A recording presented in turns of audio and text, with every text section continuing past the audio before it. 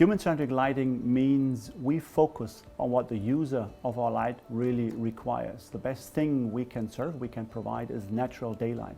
So human-centric lighting means it is centric to his benefit. We combine systems, our technology, according to sunlight. Means everything in the room, in the plant, in the retail store is designed to be as natural daylight. Sensors, switches, lights in efficiency, in color and in intensity, follows the sun, follows the daylight for his maximum efficiency, and this is all our lighting solution about.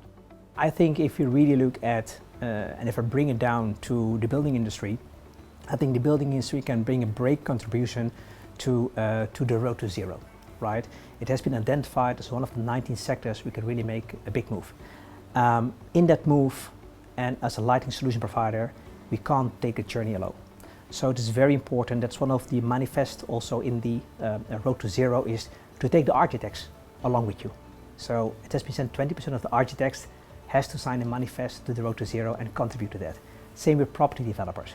So by doing that, it's really about partnering, and that's the purpose of the roundtable, to sit around with like-minded leaders across the value chain from the building industry and get ourselves on the same page, understanding the challenges and hand in hand to see how we can solve them. So we want to be a connecting enabler. We want to be a linking pin between the different stakeholders who can actually take actions for climate change, for actions towards a more sustainable world. So we had in the past several themes. It can be about circularity.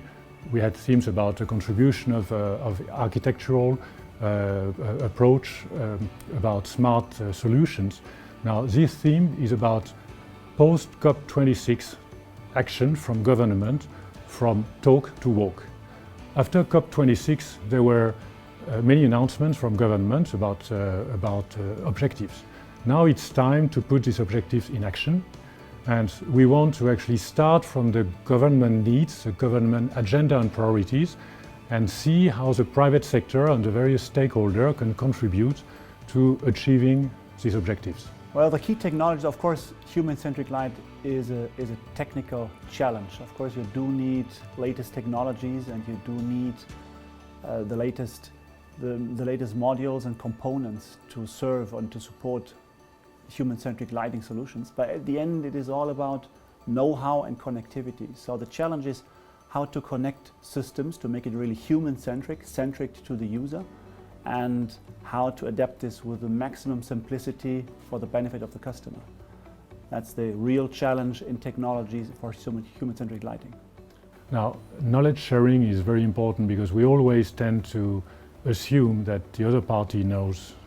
So for example, an expert, a technology company will think that the other party understands fully about the technology. Takes PoE, power over Ethernet, as an example. People might have heard the word, but they might not know when to apply the technology, what are the benefits, what are the conditions to make it really effective. So this round table put people together and allow to align the knowledge and know where we need to share. So why in Dubai? The COP26 took place in Glasgow, as you know, and the COP28 will take place in little more than 2 years' time in Dubai.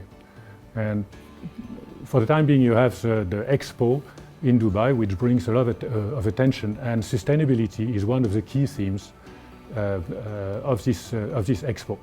So the Dubai government already communicated that the COP28 will have to be a solution COP. So we intend with this roundtable to actually be extremely pragmatic and to provide some concrete solutions which answer the priorities and the needs of the government.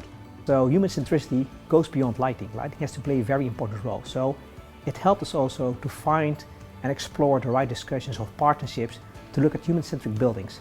So it's absolutely a great stepping stone in creating the awareness and of course taking the discussion forward to further roll out the objectives around sustainability in this region. Human-centric light actually is true for indoor and outdoor. So it is not only about serving our customers with human-centric lighting concepts on inner rooms or indoor. It is also true for outdoor. So what we do to make human-centric also outdoor is first of all make all the light installations smart. Means connecting the light points and put connected systems to a smart system is one of our main approach also in outdoor. So with politics, with customers and in the social environment, we discuss and we support making outdoor lighting smart. Means combine our luminaires, our lighting poles, and there are 90 million in Europe we can connect to provide charging situations, sensors, camera systems, anything you need to make the public environment more livable, more smart, more efficient. Combine them, connect them for the benefit of the user and for a more livable environment in the public. This is about cooperation. This is about believing that bringing different stakeholders and players together will achieve more than acting separately. So in this roundtable, TRILUX is there, but you have other players. Schneider Electric will be there. You will have architects, you will have developers and representatives from government. Now, by linking this knowledge and this solution together, you are actually increasing the effectiveness. If you take a Schneider Electric building management system and you interface it correctly with a lighting control system of TRILUX, and you design it to answer exactly a need, a use case expressed by government and designed by an architect, then you will tremendously increase the effectiveness. So it's not about one company, it's about collaboration. Lighting at the end has two elements of helping in climate change and to be more sustainable and also turn our business to circular even. Means on the one hand, we as a manufacturer, of course, we are dedicated and we are committed to be more sustainable and also win and support the race to zero. This is number one. And lighting especially is designed and is also dedicated to support environmental friendliness. 17 to 20% of all the global energy is used by lighting. So making lighting more efficient, number one, and more human-centric helps a lot to save energy and to use the energy where only it is needed. And this is true for indoor and outdoor. So lighting has a very strong leverage in supporting environmental friendliness and sustainability. If you talk about the next steps, right, let's not talk about challenge, the next steps. I think Expo has been a very great kickoff. How can we further create awareness about the importance of LEDification and refurbishment projects? Dubai started really 2 decades ago already with fantastic buildings. Some of them are really having now the face that we can renovate them again with the latest energy efficient lighting. Second, also Expo has been really a statement that we have to make speed. If we don't take the speed like we should take, then of course the consequences for our beautiful Earth will be dramatic. So speed is also something which we have to see how we can help governmental entities to accelerate this process. And the third one is related to connectivity. I would say connected solutions, some examples have been given by my peer colleagues, really can accelerate the process of energy savings. And the beauty about lighting is that the moment it's installed, there's energy saving directly on the spot. So there's no roadmap to it. The moment you install, you directly feel the savings.